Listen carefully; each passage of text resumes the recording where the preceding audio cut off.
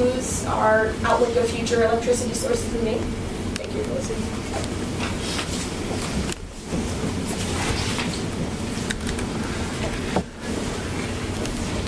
So next up is Caitlin Gerber to talk about, we decided to break up this presentation between the industrial scale electricity grid and the local scale electricity issues. So we're going to talk about the more local scale material now with Caitlin.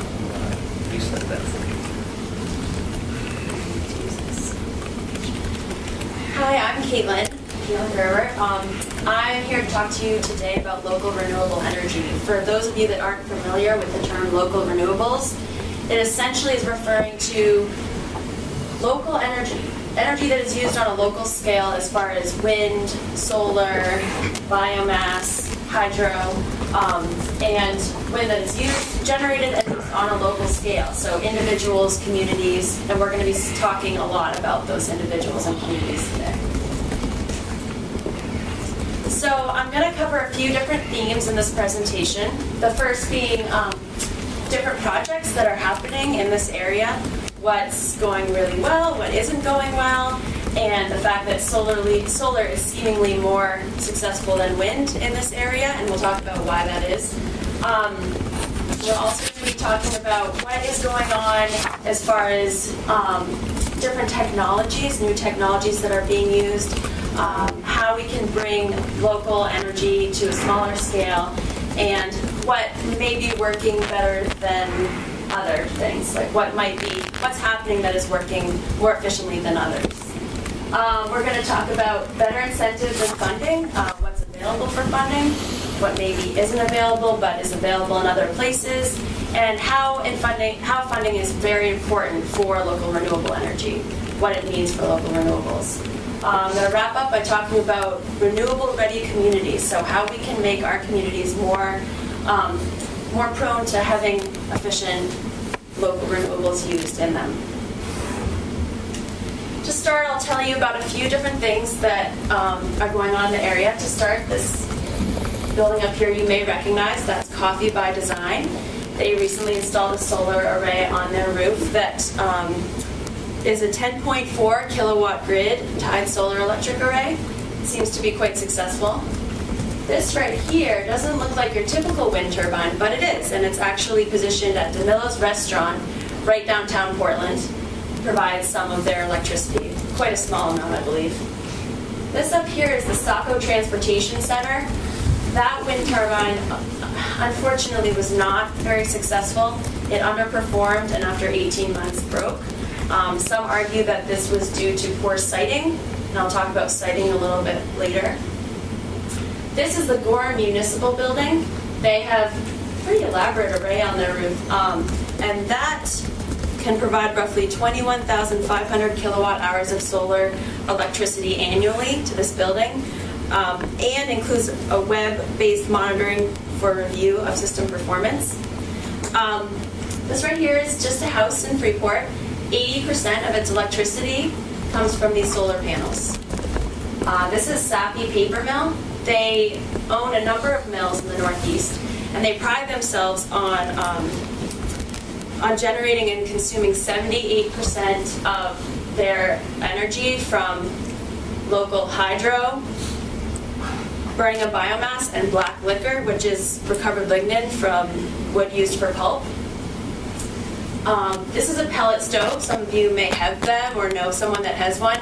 This burns biomass. Unfortunately, many areas require a permit to install one in your home.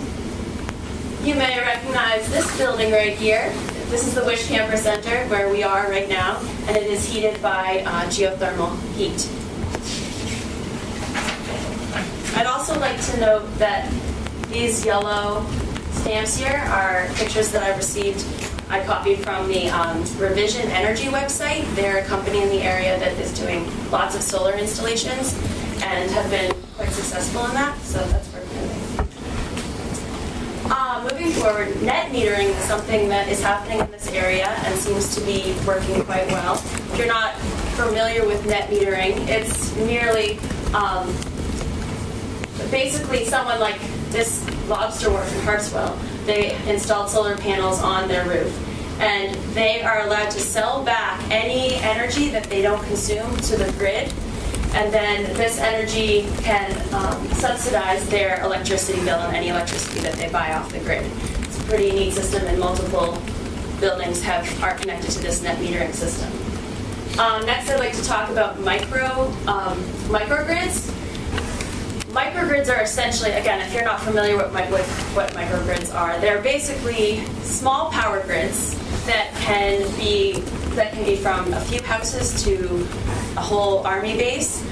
Basically, local renewable sources can power these areas and can be either on the grid or off the grid.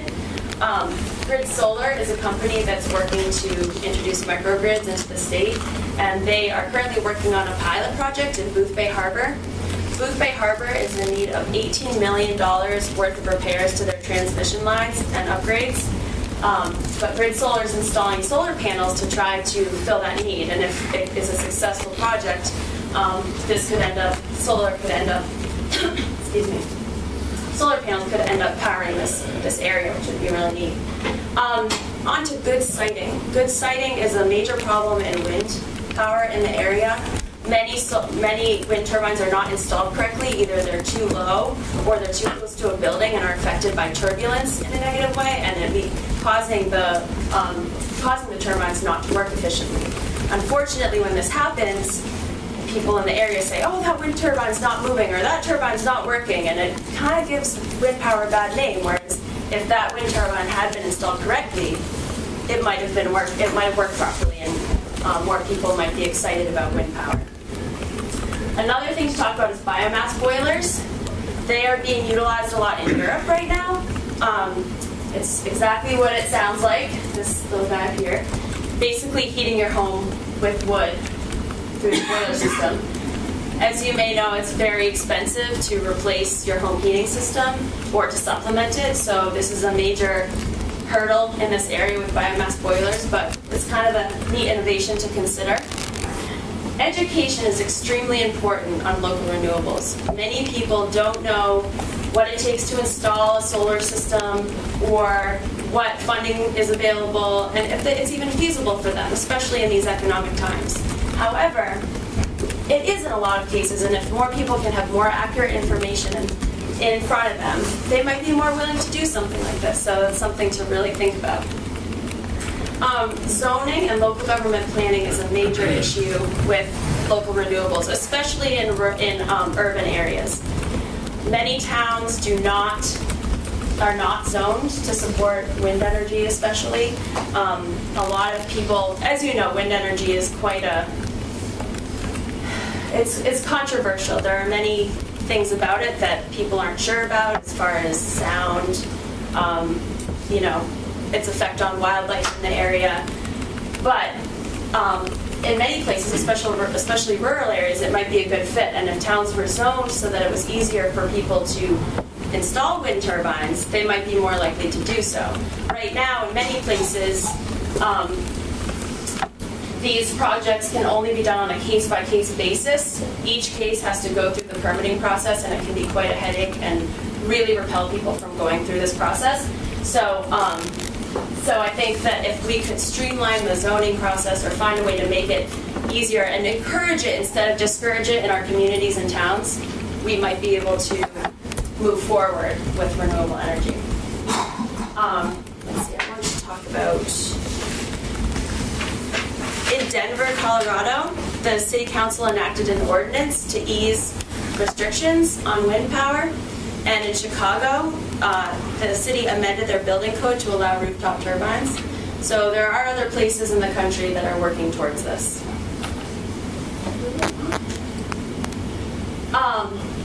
So first of all, it's really important to consider incentives in this area especially.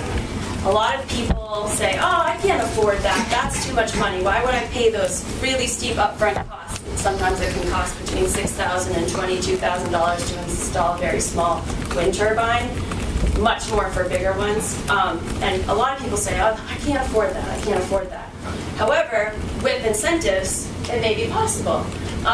Currently in the state, There is a rebate, state rebate for residential solar, electric, and hot water. It's at a $2,000 cap. There's $1 million budget, and this money is quickly drying up. It initially came from ratepayers and voluntary contributions. This money is not coming in as freely as it was at one time. The state grant program is not currently accepting applications for incentives for help funding for projects like this. And there's also the federal tax credit that was mentioned earlier, which has been helping a lot of people actually in their small wind or solar projects. Vermont has many more options. They have a property tax exemption, and they have a small-scale renewable energy incentive program. They can give up to $30,000 for a small wind project, residential small wind project. Massachusetts has 15 rebate options compared to our one. And their caps are higher and their budget is much higher, and there's more money for smaller projects, smaller local projects. Other states offer utility rebate programs in addition to state rebate programs. In San Francisco, there's a local rebate program for photovoltaics, solar. And in Washington, there's a nonprofit rebate program for schools, which is kind of interesting. So there's a lot going on elsewhere. And I'd like to wrap up to just talk about renewable-ready communities. In order to make our communities renewable-ready, we really need to think about what funding is available. Are we supporting these projects, or are we just making it really, really hard with the zoning and the planning that is in place currently? How can we change things to make it easier for people to install solar panels or a wind turbine? We need to maximize sustainability and minimize damage to the environment. We need to think about all of these things to make our communities more open to local renewables, if that's what we want as a state. So in conclusion, you can see local renewables are slowly gaining ground in the state, but it is much more slowly than in some other areas. But there are other ways that we can speed up this process. So that's all I want to say. Thanks.